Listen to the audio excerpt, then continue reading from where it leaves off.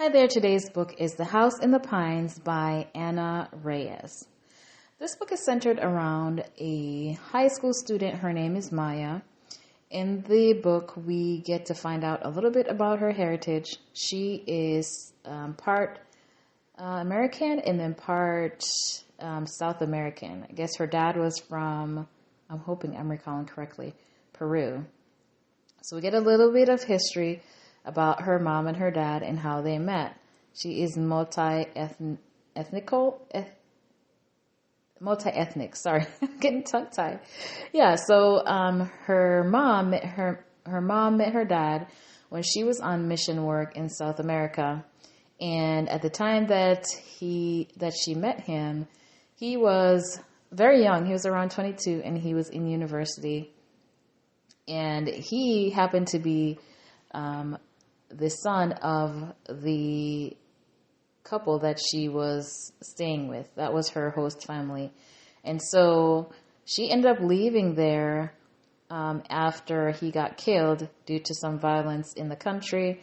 And she didn't find out she was pregnant until after she made it back home. And so Maya knows that she has some roots in South America, but she doesn't know her dad because he died before she was born, and then his family she didn't really know until her abuelita died. Her grandma died, and so when her grandma died, she felt like this was the last connection that she had to her dad, and she insisted that she had to go to the funeral where she met her grandpa and aunt and a few different family members. So she knew that her dad wanted to be a writer, and she had asked her aunt about the book that he started because her aunt mentioned that he was writing a book and the book had some long name of sorts. So anyway, she ended up getting the copy of the book that he started. It was supposed to be a thriller, but it had something to do with some kind of ancient poem that he, I guess, melded into the story. Well, basically the concept of the story was about this boy, and he was supposed to go to some family members. He had an inheritance. He had to go away to go to some family members to retrieve the inheritance, and the people that he was supposed to go get it from didn't want to give it to him. And so it was a story that was centered around that, but there was some deeper meaning to the story as she goes through the origins of the story and trying to see, what it means and different things. It was more depth to the story than that. But anyway, when she was around 17, she met this boy at the local library, and his name was Frank Bellamy. They had struck up a conversation, and they kind of dated for about 3 weeks that summer. But that all changed after her friend Aubrey died. And the circumstances around her friend's death were really weird, but she was convinced that Frank had something to do with her death, but no one believed her. They thought she was crazy. The police had brought him in, and there was just really no proof of that. But it was really weird how her friend died, because Maya was having some issues with Frank. Although she liked him, he was a little bit pushy, and he was really weird because he acted as though he wanted to be in a relationship with her, but then he acted kind of platonic with her and dismissive. So she decided, he was being weird, and she told him that she doesn't want to talk to him anymore. So anyway, he came over one day after she decided she didn't want to talk to him, and her friend Aubrey was there, and although they didn't really want to talk to him, she decided she was going to call the police. She had to run upstairs to get the phone. And then by the time she went upstairs, she looked outside and she saw that Aubrey had gone outside and talked to Frank. And what do you know? While she was talking to Frank, she just dropped dead. So present day now, she was going on YouTube. She couldn't sleep. We find out in present day that she has an addiction to a drug called Klonopin, and it's supposed to be a sleep aid, but I think after her friend died, she has had such issue with the whole debacle that she has had issues sleeping. And so This was something that was prescribed to her initially by a psychologist, but then after she lost her insurance, she wasn't able to get it prescribed anymore, and so she was buying it from a friend of hers. And so now she's going through severe withdrawal because her friend who used to supply it to her, her friend from university, is not talking to her now. She's called, text, and nothing from her friend. So now she is going through withdrawal. She barely sleeps at night. She's all hot and cold all the time. She's, she's drinking too also. She's not very productive. But anyway, she's dating this guy. His name is Dan. And Dan is in university and he's studying to be a lawyer. And he's really great to her. And, she's scared to mess things up with him. And he certainly doesn't know about her Klonopin addiction. And, she's just having a lot that she's dealing with right now. So while she was suffering from insomnia and she was up sleeping, she went on YouTube and she found out, how did she get to this? But she came across something that mentioned a girl dying on camera. And she went and looked at the video. And unfortunately for her, when she watched the video, she realized that the girl who had died on camera was with the guy who turned out to be Frank, who she knew to be Frank. She watched the video and it really creeped her out because it looked as though Frank was staring directly into the camera. When you watch the video, Frank didn't touch her or anything. They were there having a conversation, and then all of a sudden she died. She fell dead. She just died there. She just fell forward and just died. And so she thought it was suspicious because how did two girls just drop dead in his presence 7 years apart? And so now she's going back in her mind and it's taking her back to the death of her friend Aubrey. And now she's feeling like she's going crazy again because how does this happen twice?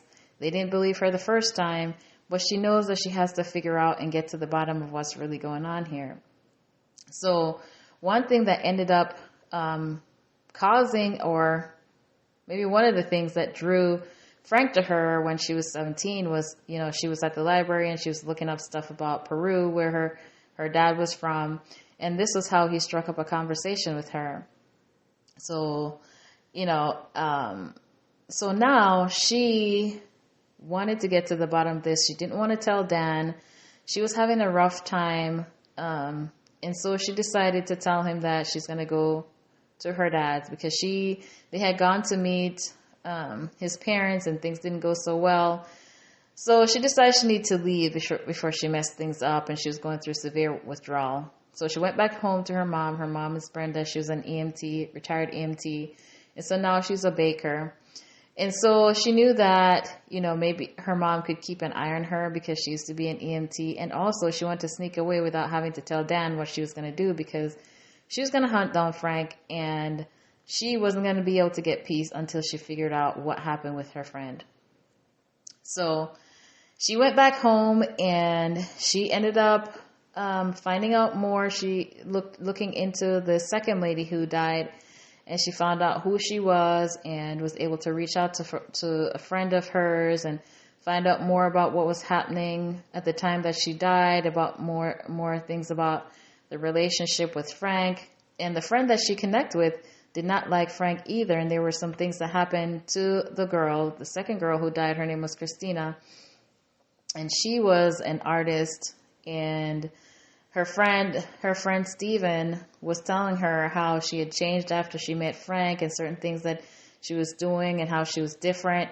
And there were some things that were familiar to her in, the stuff that she was doing and the things that her friend observed. And so she was more convinced than ever that Frank had to have had something to do with Christina's death. So now she's on a quest to figure out what it was. She meets up with Frank, and boy, it didn't really go as well as she thought. And she also, was reflecting on the things that had happened previously when she was 17. And this story took a really strange turn because we find out that he had told her when she was 17 that he was building a cabin in the woods, and he was building it by hand, and, that was his project. and his goal was to build it and live there and all of that. So I guess he said that to make it seem that, he was some kind of productive person, that he had goals in life, and he wanted to come off as somebody who was, I guess, had some aim in life and had something.